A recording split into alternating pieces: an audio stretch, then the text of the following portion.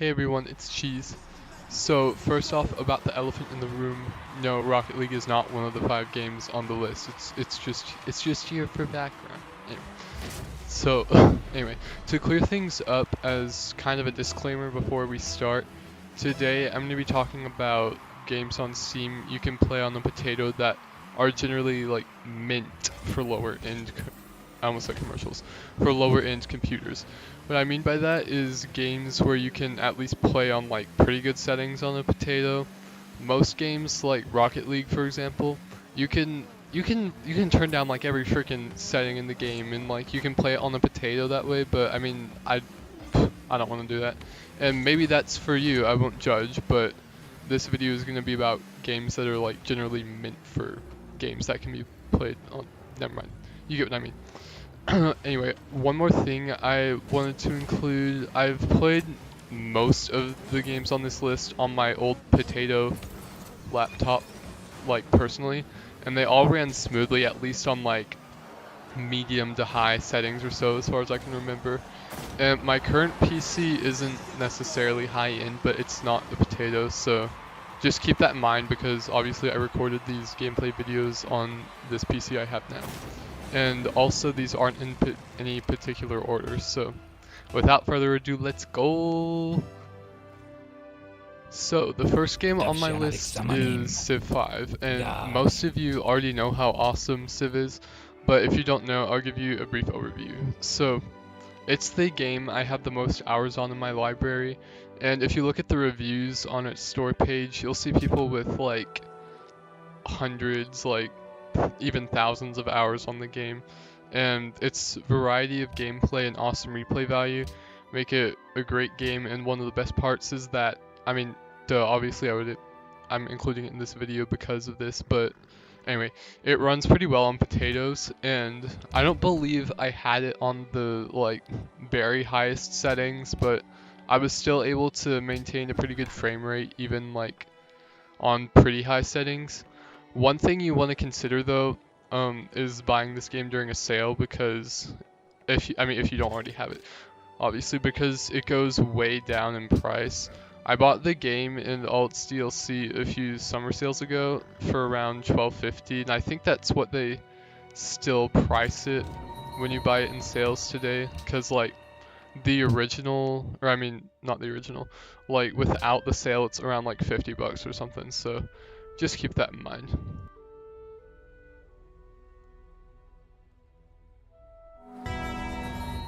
Alright, the next game on the list is called Renowned Explorers International Society. I particularly enjoy the art style of this game. Like a lot of people talk about it on the store review page or whatever. It's really cartoony and lighthearted, and I just love it.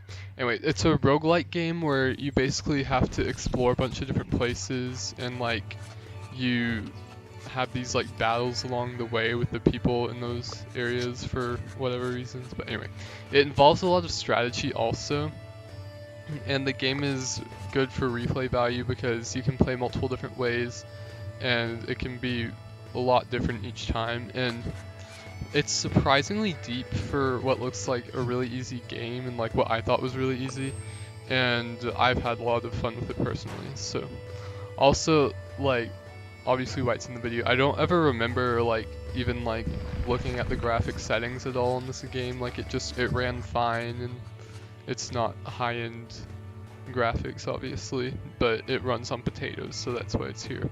And also it has DLC you can buy for pretty cheap, but I mean you probably don't need it because the base game itself has a lot to offer.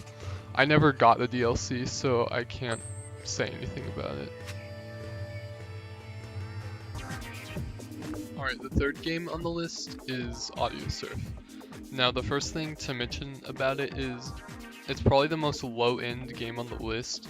You would literally have to have a computer from like the 80s or something to not be able to play it, and even then maybe you could, I don't know. It looks old and boring and lame, but I actually really like it, and on the store page there's like rating review thing, whatever. It's like overwhelmingly positive with with 95% of reviews being positive, so that's pretty good. Anyway, it's about $10 when it's not on sale, but I personally think that's a bit high. Even though the game's good, I would get it during a sale. I got it when it was on sale a few summer sales ago for $1, and that was really good. But even still, you can get a lot of playtime out of it. The game itself is basically where you put a song in the game, and like it creates it as a course that you can ride, and you have to collect like these colored notes kinda on the way, and like dodge the gray ones. But there's multiple different modes you can play. I haven't really played many of them, so I can't say much, but anyway. It is kind of an outdated game, and you actually need to put songs that you have on your hard drive into the game, and a lot of people don't have actual like song files on their computer anymore, so that can be kind of an issue. But I mean, if you do, then it's perfect. And if Audiosurf doesn't sound good to you, I actually included a bonus game in this list, which, I mean, not very different, so I didn't really include it in like the actual number, but there's also Audiosurf 2. However, it's gotten a lot of bad reviews recently, so you might want to check into the issue for yourself, but I'll try to explain it.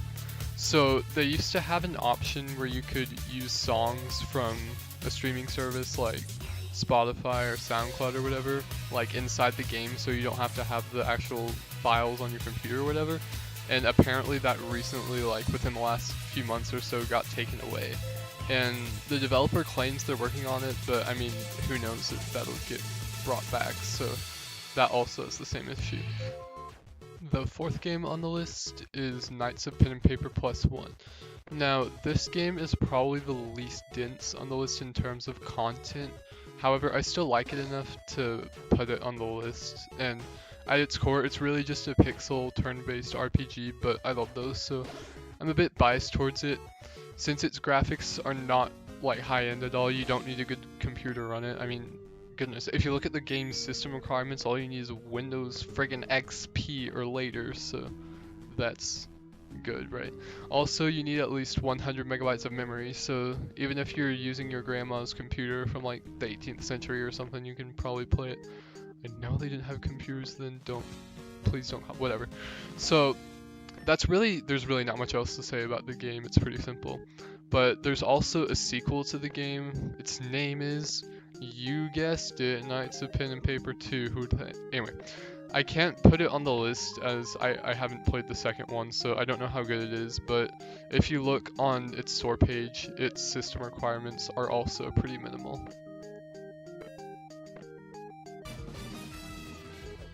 Alright, the last game on the list is Speedrunners. I love this game. I remember when I bought it a few summer sales ago, I played it on my potato computer like all the time. It's like a Mario Kart on foot type game where you race everyone else around a course, and whoever stays in front the longest or whatever wins. It's really addicting, and it's great for multiplayer. You can play online. It also has a really good workshop community. You can make your own levels and play other people's levels and everything. This is another game that I played a lot on my old potato laptop, and I never had to mess with the settings because it ran perfectly on my Intel HD 3000 whatever. And anyway, that's really it as far as I can think of. So hope you potato people found this helpful, and even if you're not a potato user, thank you for watching regardless. See you later, guys.